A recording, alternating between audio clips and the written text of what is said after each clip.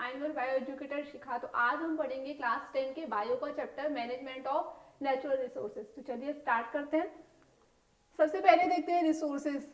कोई भी ऐसी चीज जो इस अर्थ में अवेलेबल है, हमारे लिए बेनिफिशियल है और साथ ही साथ हमारी नीड को फुलफिल करती है, और सारी चीजें रिसोर्सेज कहलाती है। जैसे मैं ये पेन यूज कर रही हूँ तो ये पेन भी मेरे लिए एक टाइप से रिसोर्स हुआ। ये डिजिटल बोर्ड भी यूज कर रही हूँ तो ये भी मेरे लिए रिसोर्स हुआ। तो वो हर एक चीज जो हमारी नीड को फुलफिल करती है वो रिसोर्स कहलाती है। तो इसकी डेफिनेशन में हम लिखेंगे the things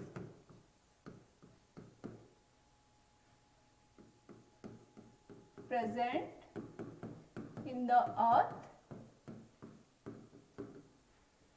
and fulfill our needs called resources.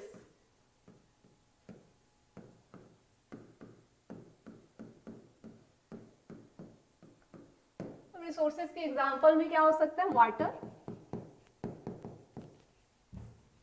Air, coal, petroleum,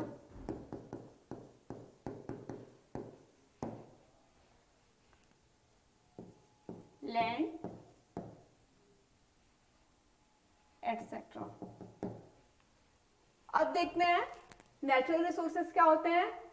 वो सारे रिसोर्सेज जो हमें नेचर से ऑब्टेन होते हैं, हमें नेचर से मिलते हैं और हमारी नीड को फुलफिल करने का काम करते हैं। तो ये सारे रिसोर्सेज नेचुरल रिसोर्सेज कहलाते हैं। Resources which obtain from the nature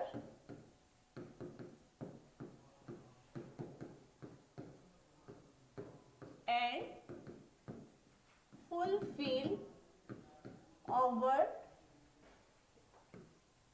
needs called natural resources.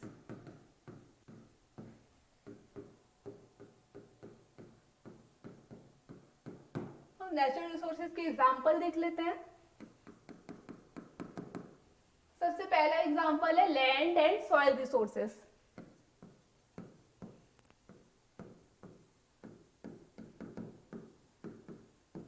तो लैंड और सॉइल रिसोर्सेज में क्या क्या चीजें आ सकती हैं?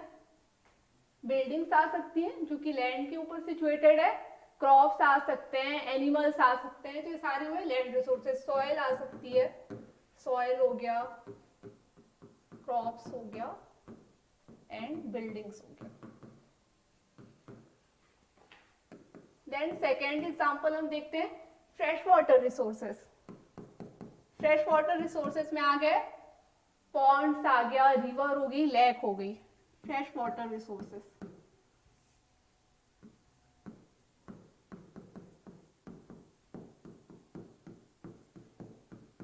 देन थर्ड है fossil fuels and other energy resources like petroleum, coal and natural gases.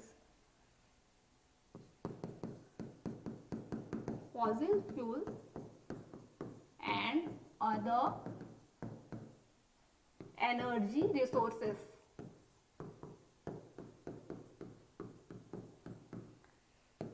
Then fourth आ गया flora and fauna resources. Flora किसको बोलते हैं? जितने भी प्लांट्स हैं वो फ्लोरा में आते हैं और फ्यूना में सारे एनिमल्स इंक्लूडेड होते हैं। Flora and fauna resources. Fifth है forest and wildlife resources.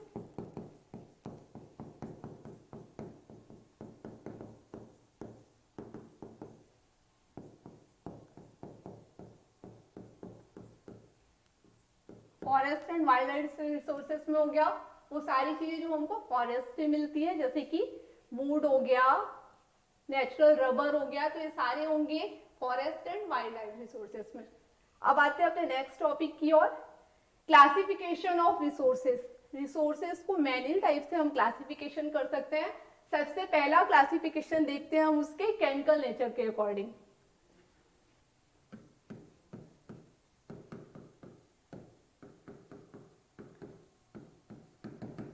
Chemical nature के अकॉर्डिंग किसी भी रिसोर्सेज को टू टाइप्स में हम क्लासिफाई कर सकते हैं. First is inorganic resources and second is organic resources. सबसे पहले देखते हैं इनऑर्गेनिक रिसोर्सेज. वो सारी नॉन लिविंग थिंग्स जिनमें लाइफ नहीं होती है. नॉन लिविंग थिंग्स क्या होती है जिसमें लाइफ नहीं होती है, सारी इनऑर्गेनिक रिसोर्सेज में आती है. और इनका कंपाउंड होता है, किससे मिलके बने होते हैं, इनऑर्गेनिक कंपाउंड से मिलके बने होते हैं. तो इनऑर्गेनिक रिसोर्सेज में आ जाएंगे all known living things like river, water, mountain, rocks and minerals. अब देखते हैं ऑर्गेनिक रिसोर्सेस. वो सारे रिसोर्सेस जो कि ऑर्गेनिक कंपाउंड से मिलके बने होते हैं और जो लिविंग होते हैं जिनमें लाइफ होती है, वो सारे ऑर्गेनिक रिसोर्सेस में आते हैं. Like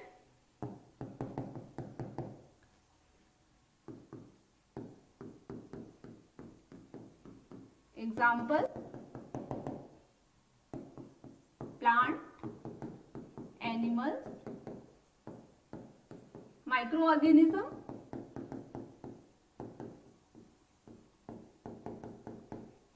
etcetera. अब आते हैं अपने नेक्स्ट क्लासिफिकेशन की ओर. अब इनकी एबेंडेंट एबिलिटी के अकॉर्डिंग भी हम किसी भी रिसोर्सेज को 4 टाइप्स में क्लासिफाई कर सकते हैं. First is inexhaustible resources, second is renewable resources, third is exhaustible resources and fourth is non renewable resources. सबसे पहले देखते हैं इनएक्सॉस्टिबल रिसोर्सेज. ऐसे रिसोर्सेज जो कि इस अर्थ में एबेंडेंट क्वांटिटी में, मीन्स इनफाइनाइट क्वांटिटी में, बहुत ज्यादा क्वांटिटी में अवेलेबल है, तो इस टाइप के रिसोर्सेज को हम इनएक्सॉस्टिबल रिसोर्सेज बोलते हैं.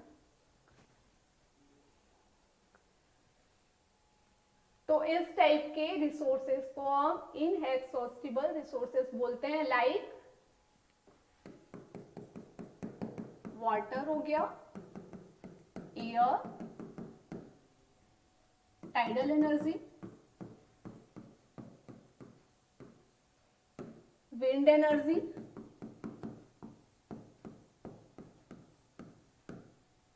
सनलाइट,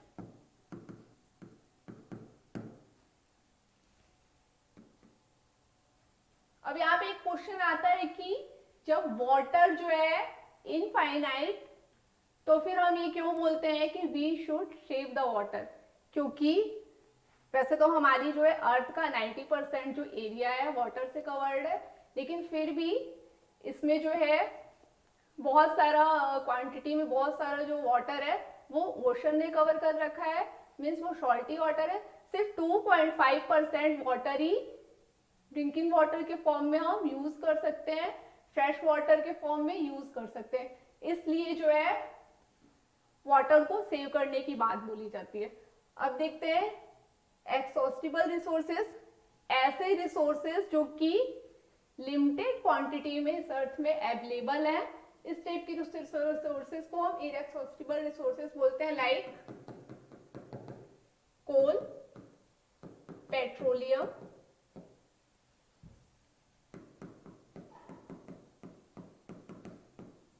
नेचुरल गैसेस,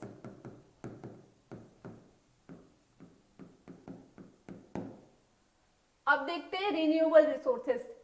ऐसे रिसोर्सेज जो कि बहुत ज्यादा क्वांटिटी में इस अर्थ में प्रेजेंट है और ये एक बार खत्म होने के बाद अपने आप को फिर से रिप्लेनिश कर सकते हैं, मतलब फिर से अपने आप को बना सकते हैं. तो इस टाइप के रिसोर्सेज को हम रिन्यूएबल रिसोर्सेज बोलते हैं. Like forest, wild life, ground water,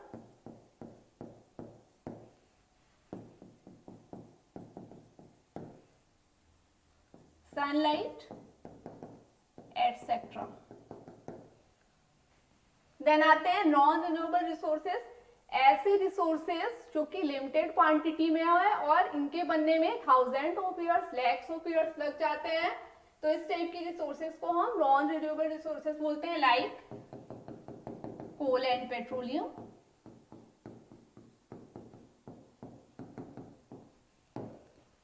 अब आते हैं अपने नेक्स्ट टॉपिक की ओर। यहाँ पे आप डायग्राम में भी देख सकते हो renewable and non renewable resources को यहाँ पे शो किया गया, जैसे सनलाइट हो गया रिन्यूएबल रिसोर्सेज, यहाँ पे क्लाउड हो गया रिन्यूएबल रिसोर्सेज, यहाँ पे एयर हो गई रिन्यूएबल रिसोर्सेज, देन ये हो गया coal non renewable resources, petroleum non renewable resources, LPG जो अपने घर पे यूज करते हैं non renewable resources, river renewable resources, plants renewable resources, और ये डायमंड्स हो गए, जितने भी मिनरल्स हो गए, ये भी सारे नॉन रिन्यूएबल रिसोर्सेज में आते हैं। अब आते हैं अपने नेक्स्ट टॉपिक की ओर। Why do we need to manage our resources? हमको अपने जो है रिसोर्सेज को मैनेज करने की नीड क्यों है? तो इसका सबसे पहला रीजन है इट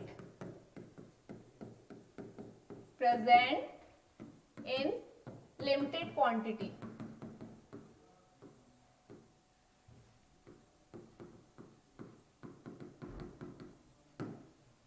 जितने भी रिसोर्सेज हैं वो सारे लिमिटेड क्वांटिटी में अवेलेबल हैं और डे बाय डे हमारी पॉपुलेशन भी इंक्रीज हो रही है, तो हर किसी की नीड को फुलफिल करने के लिए हमें इसका यूजर फ्रेंडली यूज करना चाहिए, हमें इसे लिमिटेड यूज करना चाहिए, मीन्स जितनी हमें नीड है उतनी यूज करनी चाहिए। देन सेकेंड है it takes a long time to make, like petroleum।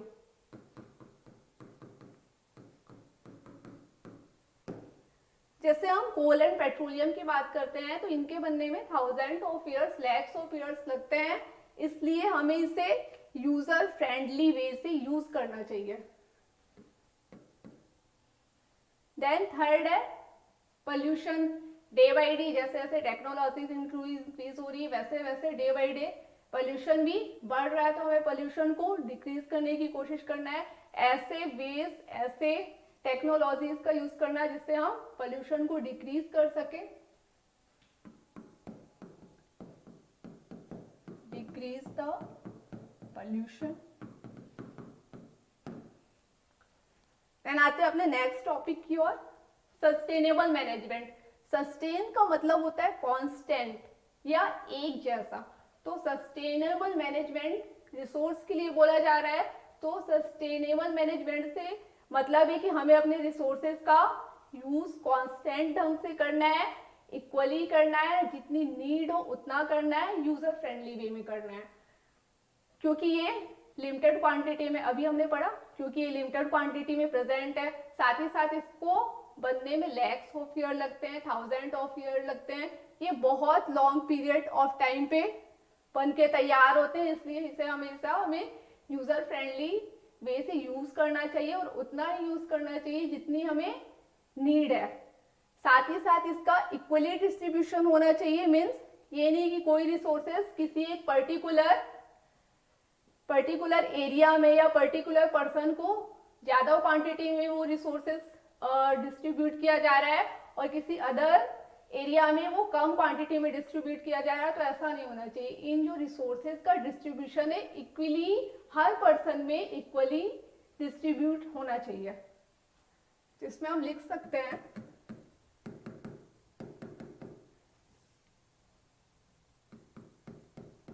Present in limited quantity,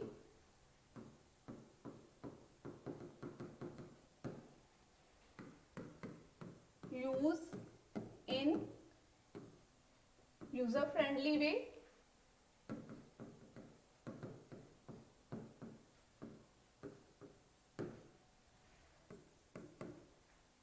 it takes a long period of time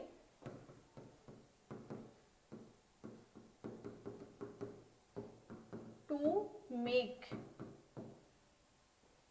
हमें इलेक्ट्रिसिटी को सेव करना चाहिए, हमें वाटर को सेव करना चाहिए, फूड को वेस्ट नहीं करना चाहिए, सारी चीजों को सेव करनी चाहिए, जितनी नीड है उतना ही लेना चाहिए, उनके वेस्टेज को रोकना चाहिए। अब आते हैं अपने नेक्स्ट टॉपिक की ओर, 3 rule for sustainable management. Sustainable management के लिए 3 रूल दिया हुआ है, उसके बारे में पढ़ते हैं। 3 रूल है, सबसे पहला है रिड्यूस,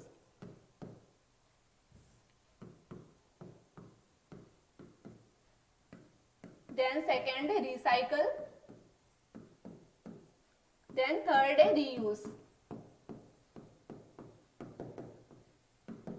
सबसे पहले हम देखते हैं रिड्यूस। हमें इलेक्ट्रिसिटी हो गई, वाटर हो गया, फूड हो गया, इन सब का और भी जितने अदर रिसोर्सेज है उनका यूज कम से कम करना चाहिए, उनका यूज जितनी नीड हो उतना ही करना चाहिए। Use electricity, water and food in limited way.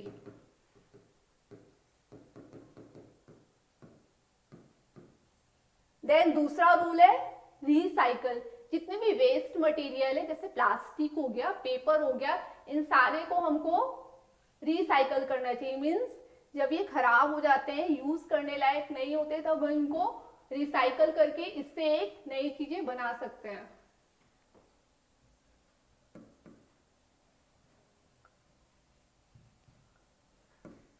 Recycle the things,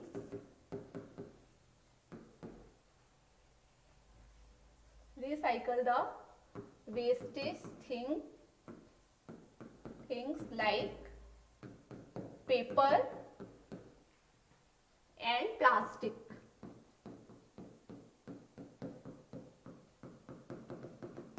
Then third rule है रीयूज।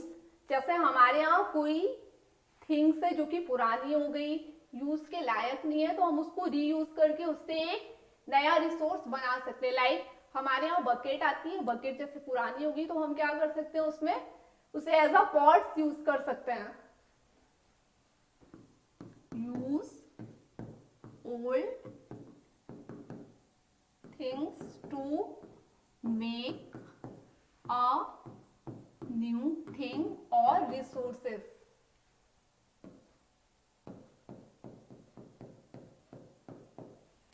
देन आते हैं अपने नेक्स्ट टॉपिक की ओर, Ganga action plan. Ganga river जो हमारी इंडिया की सबसे ज्यादा होली एंड सबसे ज्यादा फेमस रिवर में आती है। जब इसमें बहुत ज्यादा पोल्यूशन इंक्रीज होने लगा, तब इंडियन गवर्नमेंट ने डिसीजन लिया, उन्होंने गंगा एक्शन प्लान बनाया। गंगा एक्शन प्लान बना था 1985 को।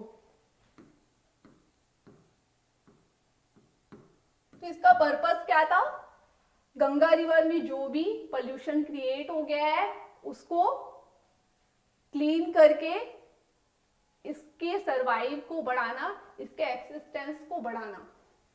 Purpose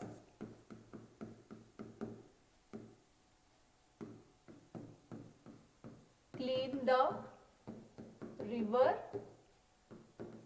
for its existence।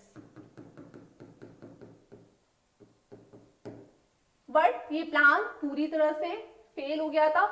Starting में जब इस प्लान को स्टार्ट किया गया तो गंगा रिवर कुछ टाइम तक तो क्लीन थी, बट बाद में इसकी कंडीशन फिर से पहले जैसे हो गई। तो गवर्नमेंट ने जो ये प्लान बनाया पूरी तरह से फेल्ड हुआ, और आज भी गंगा रिवर बहुत ज्यादा पोल्यूटेड हो गई। इसमें कॉलीफॉर्म बैक्टीरिया पाए जाते हैं जो मैनी डिसीजेस लाइक टाइफाइड को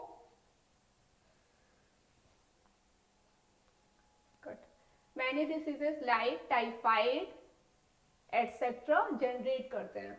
अब आते हैं अपने नेक्स्ट टॉपिक की ओर, फॉरेस्ट। अर्थ में पाया जाने वाला ऐसा ह्यूज या वाइड एरिया जो कि वेरियस टाइप के प्लांट्स एंड ट्रीज से कवर्ड है, तो ऐसे एरिया को हम फॉरेस्ट बोलते हैं। The area of earth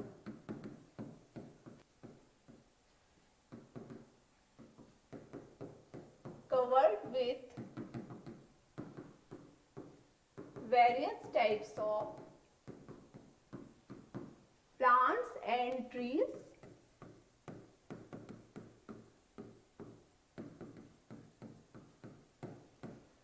called forest.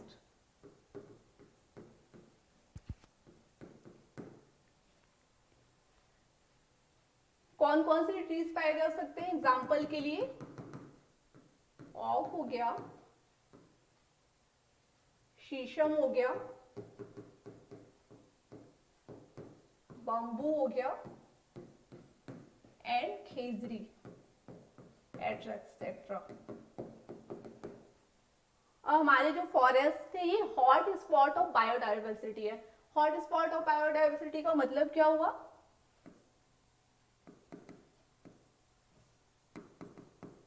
Hot spot of biodiversity.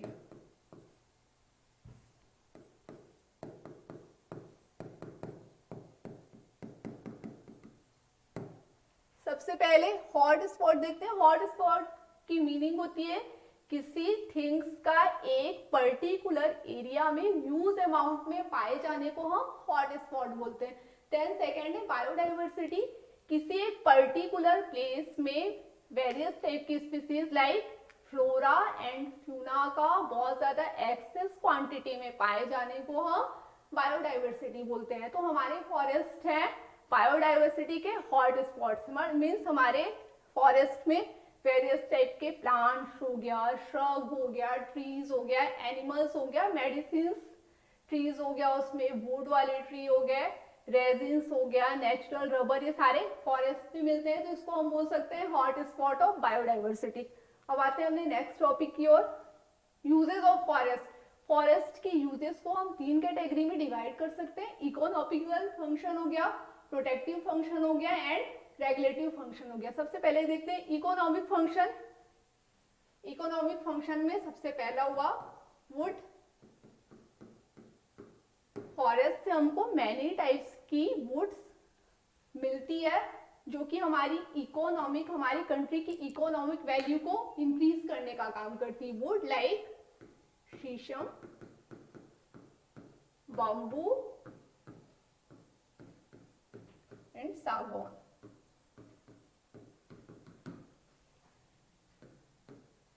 Then second है से बहुत सारे फ्रूट्स एंड स्पाइसेस हमको फॉरेस्ट से मिलते हैं। फ्रूट्स एंड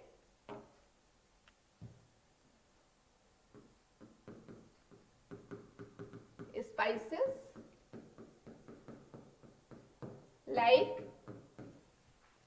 क्लोव्स हो गया, कार्डिमम हो गया, ब्लूबेरी, ब्लैकबेरी,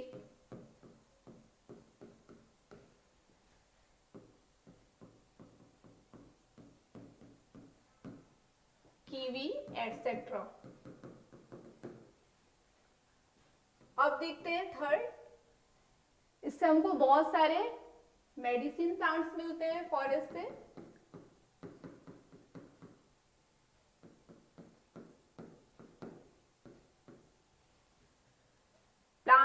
फॉरेस्ट के थ्रू हमें नेचुरल रबर मिलती है,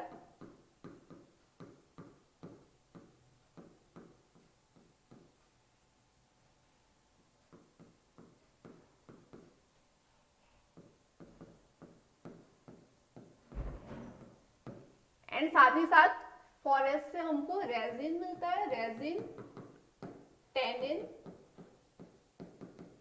एंड गम। तो ये हो गए इकोनॉमिक फंक्शन ऑफ फॉरेस्ट। अब सेकेंड देखते हैं प्रोटेक्टिव फंक्शन ऑफ फॉरेस्ट क्या है। सबसे पहला pollution, decrease pollution,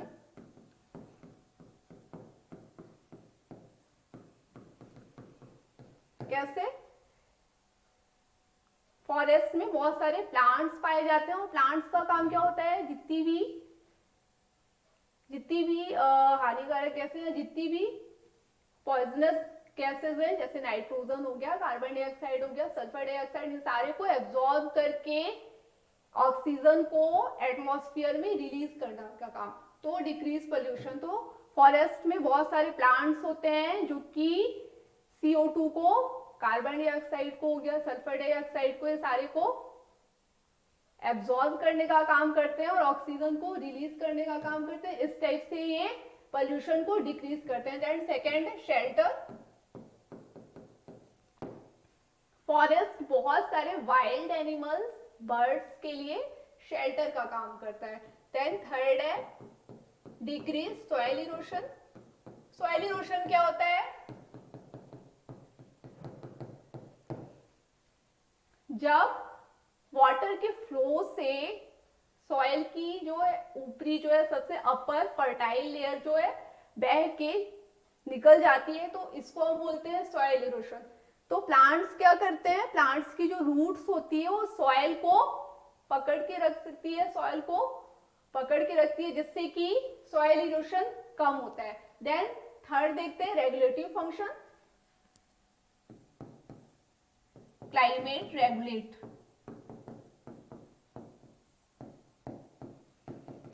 climate regulation, हमारे जितने भी फॉरेस्ट है वो क्लाइमेट को रेगुलेट करने का काम करते हैं। मीन्स टाइमली क्या है, समर सीजन आना चाहिए, टाइमली विंटर आने चाहिए, टाइमली रेनी सीजन आना चाहिए, तो इस सबको रेगुलेट करने का काम भी फॉरेस्ट का होता है। देन सेकेंड रेगुलेटिव फंक्शन होता है एब्जॉर्प्शन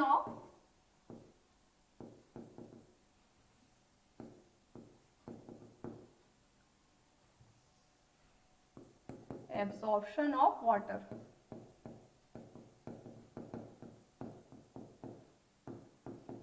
हमारे फॉरेस्ट में जितने भी प्लांट्स पाए जाते हैं वाटर को एब्जॉर्ब करके वाटर को सेव करने का काम करते हैं, जिससे कि वाटर की जो डेफिशिएंसी होती है, पानी की जो कमी देखने को मिलती है, उसको ये फुलफिल करते हैं। देन थर्ड रेगुलेटिव फंक्शन है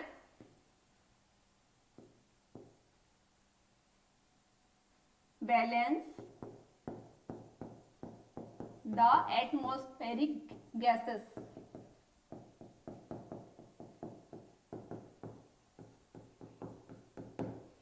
हमारे एटमॉस्फेयर में जितनी भी हार्मफुल गैसेस है, like nitrogen, sulphur dioxide, carbon monoxide, तो ये सारे को कोई भी प्लांट्स एब्जॉर्ब करता है और ऑक्सीजन को रिलीज करने का काम करता है। अगर प्लांट्स नहीं होंगे तो ये सारी हार्मफुल गैसेस का जो है बैलेंस बिगड़ जाएगा, ये हमारे एटमॉस्फेयर में मिल जाएगी। अगर प्लांट इसको एब्जॉर्ब करने का काम नहीं करेंगे तो डे बाय डे हमारा एटमॉस्फेयर पोल्यूटेड होता जाएगा। तो इन एटमॉस्फेरिक गैसेस के बैलेंस को बनाए रखने का काम भी फॉरेस्ट करते हैं। तो ये थे इसके 3 बेसिक फंक्शंस। पहले हमने पढ़ा economic function, then second protective function and third regulative function.